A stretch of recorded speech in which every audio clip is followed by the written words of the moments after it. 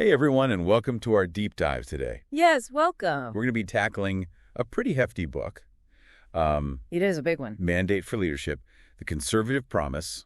That's it? It lays out potential policies for a conservative president in 2025. Yeah, basically a conservative playbook. What I thought was really fascinating is that this book has been around for a while. Oh yeah, this is actually an updated version. Like it was first published back in 1981. During Reagan's presidency, in fact. Wow. And, a lot of its recommendations actually became policy. So these authors, Jennifer Hazleton and Karen Kerrigan, they've got some experience in this area. Oh yeah, Hazleton, she was a consultant to the Department of Defense. Right. And Kerrigan, she's the CEO of the Small Business and Entrepreneurship Council.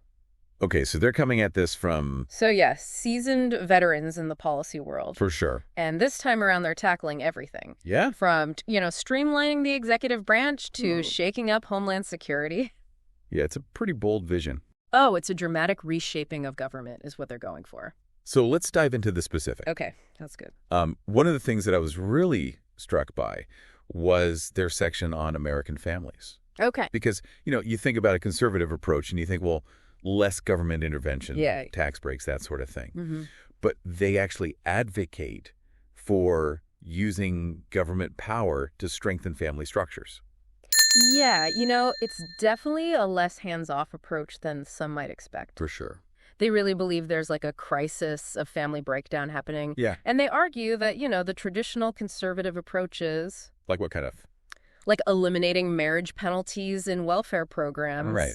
They're just not enough anymore. Not enough to really address the issue. Exactly. And so they propose, using the tax code Interesting. to actively incentivize the type of family structure they believe is ideal. So it's not just about getting government out of the way. Yeah. It's about actually using policy to try to nudge families in a certain direction. Exactly. It's definitely provocative. For sure. I mean, you think about it, it sparks debate about what is the role of government in family life. So speaking of using government power, they have a lot of recommendations for reforming the executive branch. They do. Making it more efficient, more responsive to the president's agenda. Right. And one of the most interesting things they suggest... What's that? ...is a total restructuring of the White House office.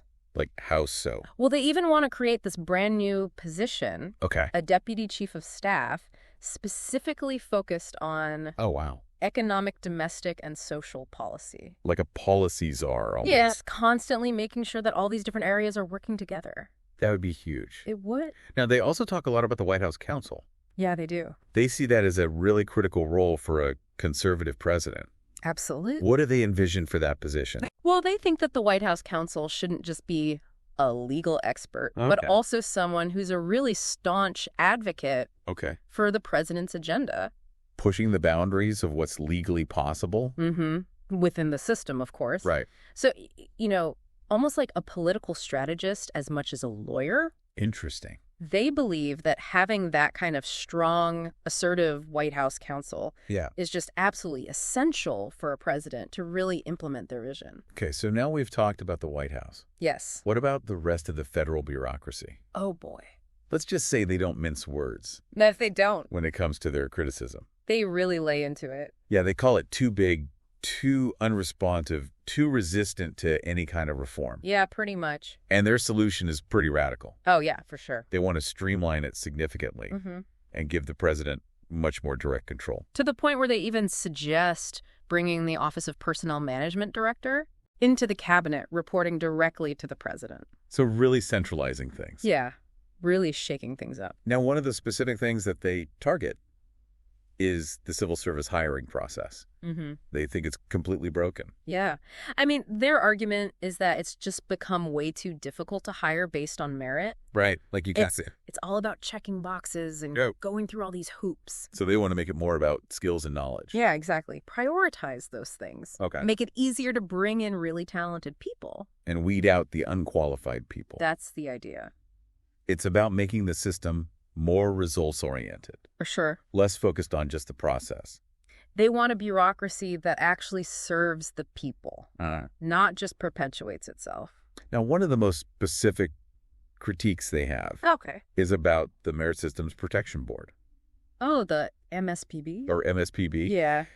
they paint a pretty grim picture of its current state. It's not great. They talk about this massive backlog of cases. Huge backlog. They say some of these cases date back to like 2013. Yeah, potential wrongful terminations, disciplinary actions. Wow. Just sitting there waiting to be resolved. So it's not a very efficient system. No, it's not. And they argue that this actually makes managers hesitant to address performance issues. Because they're afraid of these lengthy appeals. Right. So it creates a culture of stagnation. Yeah, exactly. So in their view, the MSPB is actually protecting bad employees. Potentially, yeah. And hindering the effectiveness of government. That's their argument. Now let's shift gears a little bit. Okay. Talk about national security. All right. Not surprisingly, they identify China as the top priority. Yeah, that's front and center. For U.S. defense planning. They advocate for a major boost in defense spending. Yeah, they're not shy about that. To modernize and expand the U.S. nuclear arsenal. A strong nuclear deterrent is what they say. Deterrence. That's their view. Peace through strength. Exactly. But it's not just about military might. They also emphasize the importance of a strong defense industrial base. Right. They say we need to be able to produce the weapons and equipment we need. Domestically. Yes, here in the United States. Without being reliant on other countries. Exactly. So to do that, they suggest giving more flexibility to those who are in charge of military procurement. Right. So, allowing for multi-year contracts and bulk purchases. Streamlining the process and incentivizing American companies to build what we need. Precisely. They really want to revitalize that domestic manufacturing base. Okay, now remember earlier we talked about how they want to shake up Homeland Security? Oh, yeah. Big changes there. So let's get into the specifics. Okay, let's do it. They argue that the Department of Homeland Security has become bloated and inefficient. Yeah. And they really float the idea of completely restructuring it.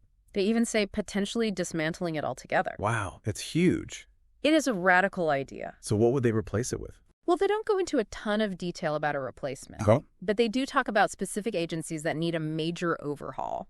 Like what? Well, for example, they're super critical of U.S. Citizenship and Immigration Services, or USCIS. What's their issue with that? They argue that it's basically become an open borders agency. Wow. That it's more focused on, processing applications than on its core functions, like screening and vetting and fraud detection. So they're saying it's too lenient. That's their view. Not doing enough to protect our borders. They advocate for a much stricter approach to immigration enforcement. Like what? Like expanding detention space for IC. Wow. They want to shift the focus away from what they see as a welcoming approach to immigration and back toward one that's more security focused. Okay, so that's USCIS. Yeah. What about the Coast Guard?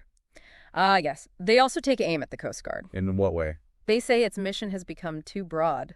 Too many things on their plate. Exactly. And so they call for scaling back the Coast Guard's responsibilities to better align with, congressional budgeting. So, like, really prioritizing. Focusing on acquisition based on a revised fleet mix analysis. So basically, a leaner and more strategically focused Coast Guard. That's the idea. It sounds like they want each agency within Homeland Security to really have a laser focus on its core mission. Absolutely. Now, another area they focus on is the intelligence community. Right. Which has been, in the news a lot lately. Yeah, it has. And they really emphasize the need to depoliticize it and rebuild public trust. For sure. Because it's been shaken by all these scandals and controversies. Yeah, absolutely. What do they think needs to happen? Well, they believe that part of this process is holding officials accountable. For what? For abuses of power. Okay. When those happen. Yeah. But they also stress the importance of transparency and a renewed focus on emerging threats. Technologies, new intelligence gathering methods. So basically making sure the intelligence community is working for the American people. That's the goal. Not pursuing its own agenda. Right. They want to see a real cultural shift in the intelligence community. Toward what? Toward, integrity, accountability. Laser focus on protecting national security. Now, they also propose some specific reforms to the Office of the Director of National Intelligence. Oh, yeah, the ODNI. Yeah. They want to restructure it. In what way? To improve coordination and oversight. Make sure everyone's on the same page. Exactly. They want to make sure everything is aligned with the president's priorities. Okay. And prevent any agency from going rogue. So a more centralized intelligence community Yes. with the president firmly in control. Yeah, they believe that strong leadership and clear lines of authority are just absolutely essential for an effective intelligence community. Now, they also call for greater scrutiny of the CIA.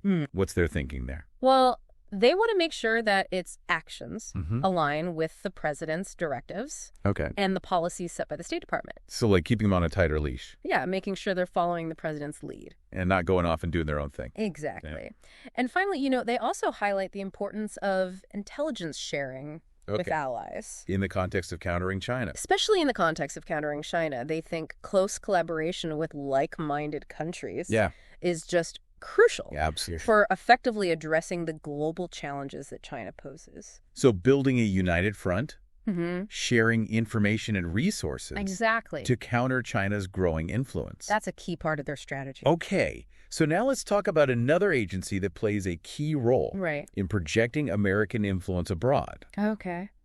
That's the U.S. Agency for Global Media. The USAGM. Or USAGM. Right. Now, this is the agency that oversees things like Voice of America and Radio Free Europe. Broadcasting news and information. Around the world. Around the world. And Hazelton and Kerrigan expressed some concerns about the agency. They do. They worry about security vulnerabilities. Yeah. And whether it's effectively communicating American values and interests. So, they point to these past investigations that revealed security failures and, the possibility of foreign influence within the agency. So foreign agents infiltrating and potentially. Yeah, spreading propaganda. That's one of their concerns. So they call for stricter vetting of personnel and the implementation of robust security protocols. Yeah, they want to make sure that the agency's mission is protected. Okay, so that's part of it. Yeah. But they also want the agency to do a better job of promoting American values. Yes. And countering disinformation campaigns. Right. So they want to see a USAGM that's actively promoting a certain worldview. More ideologically driven. Yeah, you could say that. Now let's shift to foreign aid, specifically USAID. Okay. They propose a pretty significant shift in how USAID operates. Yeah, they want to move away from those traditional aid models and towards something more strategic. More strategic meaning what? Well, they want to prioritize programs that promote things like family values, economic development, partnerships that align with American foreign policy goals. So making sure that our foreign aid dollars are actually advancing American interests. Exactly. Not undermining them. They also want to see USAID really supporting healthcare for women and children. Okay. Especially emphasizing the well-being of unborn children. So there's a pro-life stance there. Yes, absolutely. So it's not just about helping people in need. No. It's about promoting specific values, achieving certain foreign policy goals. They see foreign aid as a tool that should be used strategically. All right, so we've talked about reforming various government departments and agencies. Yes. But Hazelton and Kerrigan also delve into They do. a wide range of domestic policy issues. Yeah, they cover everything. From healthcare and agriculture to education, energy, and labor. Wow. So let's start with healthcare. All right. What are their proposals for the Department of Health and Human Services? Oh, they are highly critical of the CDC and the NIH. Why is that? Particularly for their handling of the COVID-19 pandemic. Okay. But also for promoting what they call jump gender science and abortion. So they're advocating for... They want to see a shift. A shift away from what they see as a focus on LGBTQ plus equity. Okay. They want to see HHS focusing on things like protecting conscience rights, upholding bodily integrity based on biological realities, encouraging marriage work and nuclear families. So a pretty significant shift in priorities. Oh, yeah, for sure. Moving away from a more progressive agenda toward a more conservative one. A bold vision. Oh, absolutely. From one that would be met with some opposition. I think it's safe to say that. Now, what about the Department of Agriculture? Okay, so for the USDA, they want to see it focus on its core mission. Which is what? Supporting farmers and making sure we have a safe and affordable food supply. So what would that look like in practice? Well, they want to see the USDA prioritizing things like providing information to farmers, addressing threats to public health and safety when it comes to food. Okay. Removing trade barriers that hinder American agricultural exports. Yeah. And eliminating all these government regulations that they think are contributing to higher food prices. So a more streamlined and efficient USDA. Yeah, focused on supporting American farmers and making food more affordable.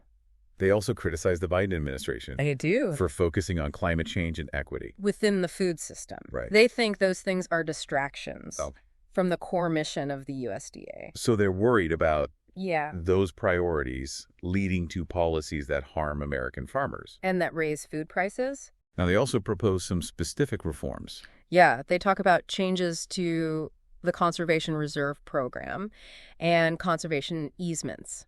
What do they want to see happen there? Well, they think these programs should be reformed to really benefit farmers and food production. Okay. And to reduce what they see as unnecessary government intervention. In land use. Yes. Okay, so their vision for the USDA is really a return to those traditional agricultural priorities. And moving away from what they see as these extraneous social and environmental agendas. Now let's get to maybe one of their most controversial proposals. Right. Their recommendations for the Department of Education. Okay. They advocate for a radical downsizing or even dismantling Maybe changes of the Department of Education. Right. They're saying get rid of it. Essentially, yeah. They want to abolish it. Wow. So what happens to all the department's responsibilities? Well, they argue for returning control over education to states and local communities. Really decentralizing things. That's the idea. So they believe that decisions about education are best made closer to the people they affect. So states, localities, school boards. Yeah,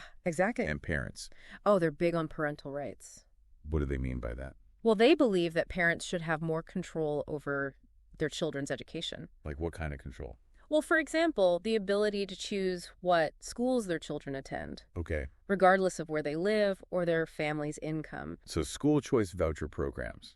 Absolutely. They're big proponents of those. Interesting. They believe that those programs empower parents and lead to better educational outcomes for children. And they propose some concrete steps to achieve this vision. They recommend reinstating some Trump-era executive orders. What did those do? They promoted the rule of law and transparency in guidance documents issued by the Department of Education. So their overall goal is to really reduce the federal government's role. Shrink it significantly. In education. And give more control to states, localities, and parents. Exactly. They believe that a decentralized approach that emphasizes choice and parental involvement is the best way to improve education. Now let's move on to energy. All right. What do they want to do with the Department of Energy?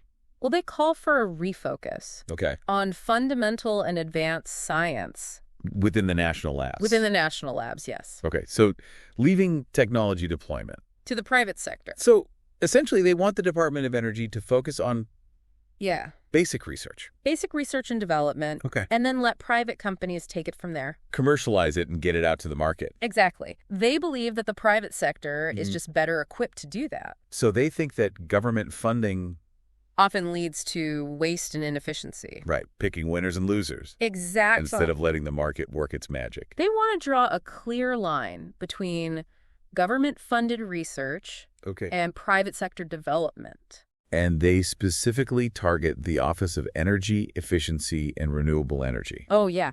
EAR for either cuts or elimination. Yeah, they argue that it's become too focused on promoting certain technologies. Like wind and solar? Yeah, exactly, instead of conducting impartial research. So they want to either reduce its funding drastically or get rid of it altogether. Either transfer its functions to other agencies or just leave it to the private sector. So their vision for the Department of Energy is one that's really focused on basic scientific research. Okay. Leaving the development and deployment of technologies to the private sector. Now let's move on to their proposals for the Department of Labor. Right. They have some interesting ideas about reforming labor laws. Yeah, they really emphasize worker freedom and flexibility. What does that mean? Well, they believe that current labor laws are too rigid and give too much power to unions, which they say hinders job creation and economic growth. So they want to make it easier for businesses to hire and fire workers. Okay. Reduce the power of unions, and give workers more control over things like their work schedules and benefits. So making the labor market more flexible. Yes. Less regulated. Exactly. Yeah. They think this would lead to more jobs, higher wages, and a more dynamic economy. So a business-friendly approach to labor policy. You could say that. They're also pretty critical of the Biden administration. Oh, yeah. For what they see as its pro-union policies. They think those policies are making it harder for businesses to operate and create jobs. And so they want to see a rollback of those policies. Yeah. A return to what they see as a more balanced approach. Okay. Now, they also talk about guidance documents. Yes. They want stricter rules for those. These are the documents that federal agencies issue. Right. To provide guidance on how to comply with regulations. And they argue that these documents are often used to impose new regulations. Without going through the proper process. Exactly. It's like a backdoor way. To make new rules. Yeah, they want to limit that. So more transparency and accountability. Yes, make sure everything's done out in the open. Now, another area they express strong opposition to. What's that? Is ESG considerations. Oh, ESG. In retirement investment. Right. This is where investors consider those environmental, social, and governance factors. When making investment decisions. Exactly. Yeah. So, for example, they might choose to invest in a company that's committed to reducing its carbon emissions. Right. Or promoting diversity and inclusion. Exactly. But Hazelton and Kerrigan. They're not fans. They think this is politicizing investment decisions. Yeah, they argue that investment decisions should be based solely on financial considerations, not on trying to promote some kind of social or environmental agenda. So they want investment managers to focus on maximizing returns for their clients. And they believe that ESG investing ultimately harms economic growth. Yeah, by diverting investment away from companies that are profitable but don't meet certain ESG criteria. Now let's shift gears again. Okay. Talk about the Department of Transportation. All right. They have some interesting proposals for reforming the FAA. They do. The Federal Aviation Administration. Yes. What are their main ideas there? Well, they want to see the FAA become more independent. Okay. Less reliant on government funding and more like a business. So essentially separating it from the Department of Transportation. Yeah, either that or at least separating its air traffic organization. Okay. They think that would make the FAA more efficient and accountable. More nimble and responsive. Exactly. To the needs of the aviation industry. Yeah, because they see the current structure as slow-moving and unresponsive. And they want to see the FAA adapt more quickly to changes in the industry. Yes, they want it to be more proactive. And they also call for reforms to the FAA's funding system.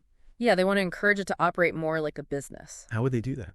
Well, by exploring different funding mechanisms. Like what? Like user fees, public-private partnerships, or even a system similar to the way airports are funded. So making the FAA more self-sufficient. Yes, less reliant on taxpayer dollars. And that would give the FAA more flexibility to make long-term investments. And improve its efficiency. Right. And they also see it as a way to reduce the influence of politics on the agency's decision-making. Exactly. Now, they also suggest exploring the use of digital and remote towers. Yes, to modernize air traffic control. What are those?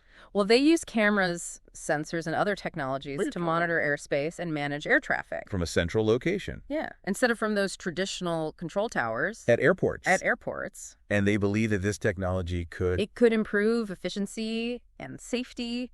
And reduce costs. So a more independent, business-like FAA. Better equipped to manage the nation's airspace. Yes. And promote the growth of the aviation industry. That's the vision. Now let's move on to another agency. That's been in the news quite a bit.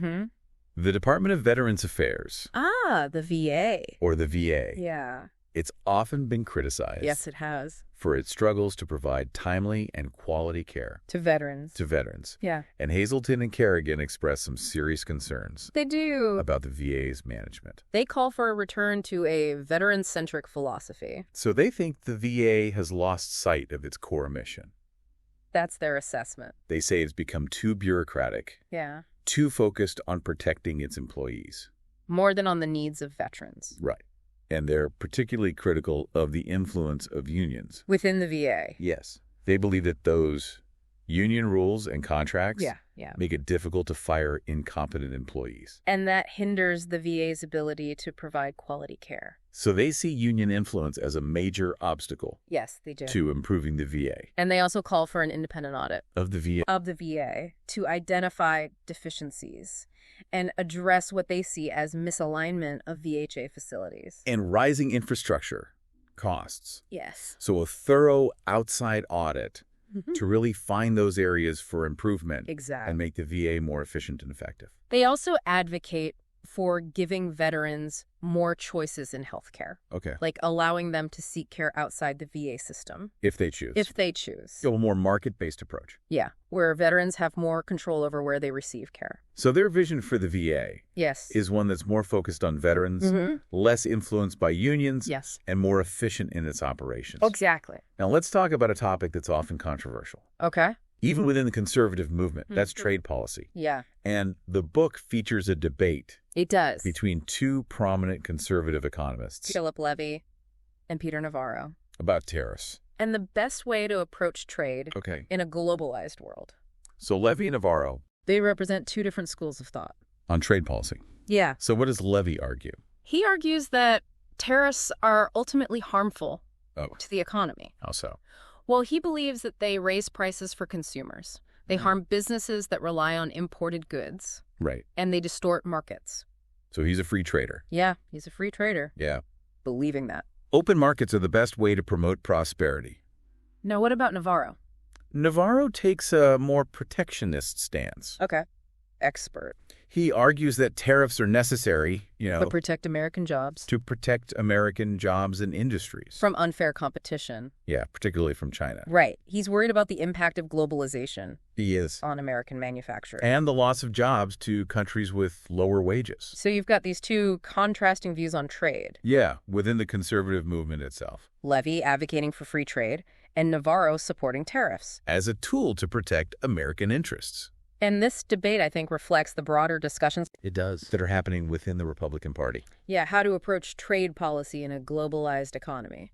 It's a complex issue. It is. No easy answers. No. And it's one that's probably going to continue for years to come. Now, finally, let's explore the book's recommendations for various independent regulatory agencies. All right. These proposals really reflect their philosophy of limited government and free markets. Yeah, they argue that a lot of these agencies have become too powerful, too intrusive, too burdensome to businesses, stifling innovation, and hindering economic growth. So they want to see a reduction in the regulatory power. That's their goal of these agencies. Yeah, they want to streamline their operations. Make them more accountable. To elected officials. And reduce their regulatory reach. Exactly. Okay, so let's start with the SEC. The Federal Communications Commission. Right. They have some interesting ideas. They do. About the FCC's role in regulating big tech companies. They're concerned about censorship of conservative viewpoints by these companies. And they see big tech as having way too much influence. Too much power. Over the flow of information. Absolutely.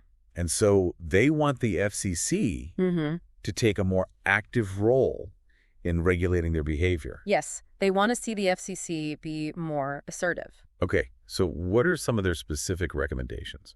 Well, they recommend eliminating those expansive immunities that the courts have read into Section 230 of the Communications Act. Section 230, that's a key part of U.S. law. It is. That shields online platforms from liability. Right, for content posted by their users. So they want to make it easier to hold big tech accountable. They do.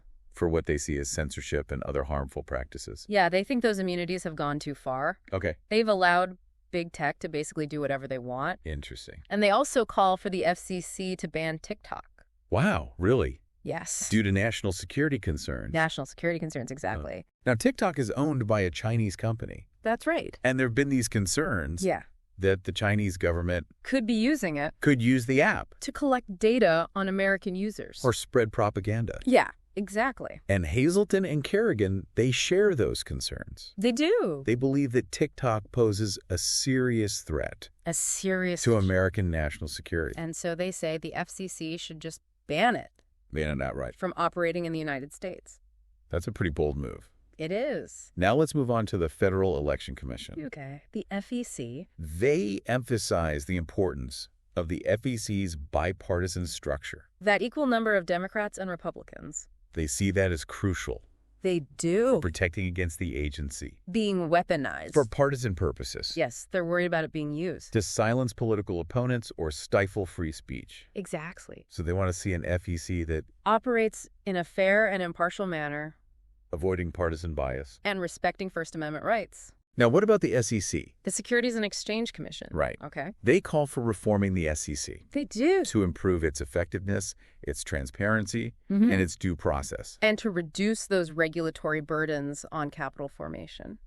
So they want to see an SEC that's more efficient and less burdensome. To businesses. Yes. While still protecting investors. Exactly. They think the SEC's regulations are just too complex. Okay. And too burdensome right now. Making it harder for businesses to raise capital. Yeah. And ultimately hindering economic growth. So they want to simplify those regulations. Streamline the SEC's operations. Make it easier for businesses to operate. And create jobs. While still protecting investors from fraud and abuse. That's the goal. Now, they also recommend abolishing two organizations. Oh, yeah. The Public Company Accounting Oversight Board. The PCAOB. Or PCAOB. And the Financial Industry Regulatory Authority. FINRA. They want to get rid of those altogether. They do. Why is that? They argue that they're unnecessary. Unnecessary. And that their functions could just be absorbed by the SEC. So it's about reducing costs.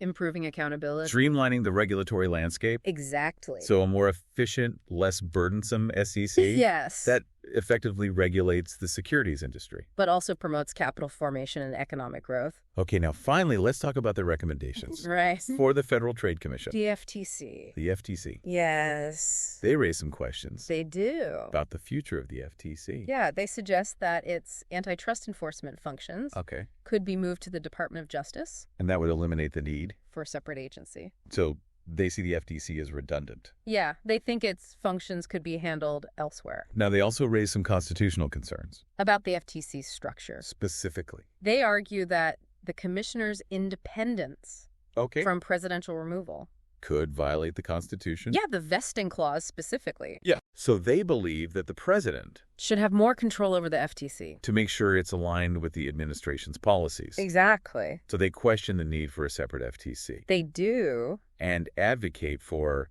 either reforming its structure or transferring its functions to the Department of Justice. Streamlining the regulatory process. And ensuring that antitrust enforcement is in line with the administration's broader economic policies. Wow. That was a lot. It was a lot to take in. I'm a little exhausted just thinking about all those changes. It's definitely an ambitious agenda. It is. And I think it really gets to the heart of what it means to govern from a conservative perspective. In the 21st century. It's not just about shrinking the size of government. No, it's about using government power in a targeted way to achieve certain goals. And I think that's what I found so fascinating about this book, is this tension between a strong government and a limited government. Exactly. It's a tricky balance. On the one hand, they want to streamline the bureaucracy. Give more power to the states. Get the government out of areas like education and energy. But on the other hand, they're not afraid to use government power to promote their vision of family values, national security. And even social issues. It's the delicate balancing act. It is. And it raises some important questions. Right. Like, how would these recommendations actually impact people's lives? Yeah, everyday Americans. Would a smaller Department of Education actually lead to more educational opportunities? Or would it just make existing inequalities worse? Right. What about a more streamlined bureaucracy? Would it actually be more efficient and responsive? Or would it just concentrate too much power? In the hands of the president. And what about their proposals for Homeland Security? Yeah. Stricter immigration enforcement? A potential restructuring of the department? That could have a huge impact. On border communities? And on immigrants themselves. Is that a trade-off we're willing to make? These are tough questions. Yeah. And there are no easy answers. One thing that I was really struck by was their critique of the civil service hiring process. Yeah, they make a good point. They do. It's become so cumbersome, so bureaucratic. Making it really hard to attract good people. To get the best people and keep them. But I also wonder if their solution, which is prioritizing skills and knowledge above all else, could lead to discrimination or create an unfair advantage for people who come from privileged backgrounds. It's a valid concern. Yeah, we have to think about those unintended consequences. And absolutely. Every policy change has the potential for that. And their discussion of the MSPB? The Merit Systems Protection Board. Was really eye-opening. Yeah, I didn't realize how bad the backlog was. Yeah, cases dating back to 2013. Potential wrongful terminations and disciplinary actions. And if their assessment is accurate. It sounds like the MSPB might be protecting bad actors. And hindering accountability. It's supposed to protect employees from unfair treatment. But it might be doing the opposite. Now, their focus on China as the top national security threat. That's definitely in line with current thinking. But their solution? A massive increase in defense spending. Especially on nuclear weapons. That's going to be controversial. It raises questions about whether an arms race is really the answer. Yeah, and how other countries will react. Including our allies. Could it actually make things more dangerous? And what about their call for a more assertive foreign policy? Especially in the Middle East. It seems like they would favor a return to the policies of the Trump administration. Which were pretty unilateralist. Yeah, and confrontational. Is that the best approach? These days. It's a debate that's not going away anytime soon. Now, I also found their discussion of trade policy really interesting. Yeah, that debate between Levy and Navarro. It shows that there's no single conservative view. On any issue. Even within a shared ideological framework. There's always room for debate. And I think that's what makes this book so valuable. It's not just a list of policy ideas. It's a starting point for a broader conversation. About the challenges facing our country. And the best way to address them. It's about challenging assumptions. Considering different perspectives. Grappling with the complexities of governing. In the 21st century. Now, their recommendations for reforming those independent regulatory agencies really get to the heart of their philosophy. Of limited government. They believe that a lot of these agencies have just become too powerful. And too intrusive. Stifling innovation and economic growth. So they want to rein in the regulatory state. Give more power back to businesses and individuals. And their critique of the FCC's handling of big tech is particularly interesting. They really see those companies as a threat. To free speech and to the free market. They want to break them up or regulate their behavior. And that's a view that's gaining traction. On both sides of the aisle. As people become more concerned about the power of big tech. Now, their call for the FCC to ban TikTok, that's a bold move. It is. And it raises some questions. About censorship and the role of government. In regulating the internet. Yeah. Where do we draw the line? Now, their proposals for the FEC, the SEC, the FTC are all about reducing regulations, streamlining operations, making these agencies more accountable to elected officials. It's a classic conservative approach. But it also raises questions about whether these agencies would still be able to protect consumers and investors if their power is diminished. It's a trade-off. Yeah, finding that right balance. It's not easy. You know, as we've been talking about all these different policy areas, I keep thinking about the law of unintended consequences. It's always lurking. It is. Every policy change reform has the potential to backfire. And that's why it's so important. To have these discussions. To have a robust public debate. To consider all sides. And to analyze the potential costs and benefits. Of any changes we make. And that means that citizens need to be informed and engaged. We can't just leave these decisions to the experts. Or to politicians. We all have a stake in the outcome. We need to make our voices heard. Absolutely. Now, as much as I've enjoyed talking about the specific policy prescriptions, I'm also intrigued by the bigger philosophical questions. Yeah, the underlying ideas. That this book raises. About the role of government. The balance of power. The relationship between the individual and the state.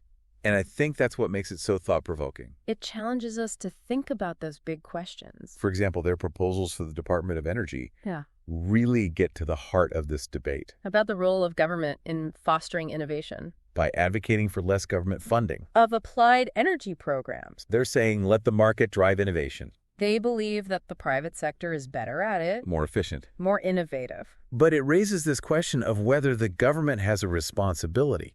To support research and development? Especially in areas where the private sector might be reluctant to invest. Like basic scientific research? Are those early stage technologies? That take a long time to commercialize. It's a tough question. And it has real-world implications. For our economy, our environment, our future.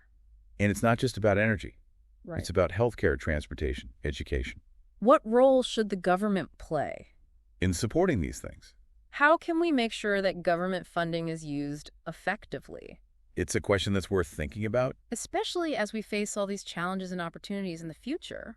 Now, their recommendations for the Department of Labor also raise some fundamental questions. About the balance between worker protections and business interests. They argue that too much regulation and too much union power stifles job creation and economic growth. They want a more flexible labor market. They do. But it makes you wonder, would that lead to exploitation of workers? Especially those in low-wage jobs. Would they have enough bargaining power to ensure fair treatment and decent wages? It's a question that's been debated for a long time. What's the proper role of government in regulating the relationship between employers and employees? How can we protect workers while also allowing businesses to thrive? Now, their opposition to ESG considerations in investing also touches on some deeper questions about the role of business in society and the responsibilities of investors. They argue that ESG is just a way to politicize investing and that it harms economic growth. They think investment decisions should be based on financial factors, not social or environmental impacts. But that raises the question of whether investors have a broader responsibility to consider the impact of their investments. Can we just ignore those environmental and social consequences? Or do investors have a moral obligation to promote positive change? It's a debate that's gaining momentum as more and more investors are thinking about the values behind their investments. Now, their recommendations for reforming the FAA also touch on the role of government in a market economy. They want to make the FAA more like a business. Less reliant on government funding. More flexible. But would that compromise safety? Or lead to worse service for people who can't afford to pay premium prices? It's a trade-off. We have to think about those potential consequences. Always. And their concerns about the VA highlight the challenges of providing quality care to veterans. The VA is a huge bureaucracy. It is. And it's been criticized for its inefficiency, its resistance to change, its focus on protecting its own interests. So their proposals for reforming the VA reflect this broader debate about the role of government in providing social services. Should the government be directly responsible? Or should it rely on the private sector? Or nonprofit organizations? That's a tough question. And it's not going away anytime soon. Especially with rising healthcare costs. An aging population. And growing demand on government resources. This book has given us a lot to think about. It has. It's a window into a certain worldview. A way of looking at the world. And the challenges facing our country. It's a challenge to all of us. Regardless of our political beliefs. To engage with these ideas critically. And participate in the debate. About how to govern our nation. We'll be back in a moment to wrap things up. And consider what it all means for the future of American politics. It's really interesting, as we've been going through this book, I feel like we're seeing this tug of war. Kind of. Between these two different visions of America. It's like, on the one hand, there's this desire for a smaller government. Less intrusive. Right, giving more power to individuals and families and communities. But then there's also this idea that government can be a powerful tool for achieving certain goals. Like what? Well, like strengthening families, protecting national security, even promoting a certain moral vision. And the authors of Mandate for Leadership, they seem to be trying to find that balance. That sweet spot. Between those two impulses. Exactly, a government that's strong when it needs to be. But also limited. When it comes to things like individual liberty. Economic freedom. It's a tough balance to strike. It is. And it's a debate that's been going on for centuries in this country. Since the very beginning. So what does all this mean for our listeners? How does this connect to their lives? To their communities, to their future? That's the big question. And it's not one that we can answer for them. But hopefully, this deep dive has given them some food for thought. Some new perspectives to consider. Maybe even some inspiration to get involved. In the political process. Because this book is really a call to action. It is. For conservatives. A roadmap for how they believe the country should be run. But it's also a challenge to all of us. Regardless of our political beliefs. To think critically. About the role of government. The balance of power. The kind of society we want to live in. It's about having those tough conversations. About the direction of our nation. Making our voices heard. Holding our leaders accountable. And that's what makes this deep dive so important. It's about empowering you, the listener. To be an active participant. In shaping the future. It's about giving you the knowledge. the insights to engage in these debates and make informed decisions. We've covered a lot of ground today. We have. Reforming the bureaucracy. Reshaping the intelligence community. Revamping homeland security. Rethinking the role of government in so many areas. Education, energy, labor. We even talked about immigration, trade policy, big tech.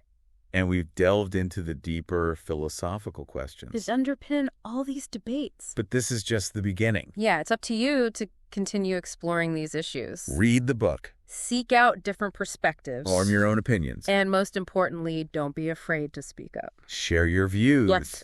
Your voice matters. It really does. So we hope you found this deep dive informative, thought-provoking, maybe even a little inspiring. We believe that knowledge is power.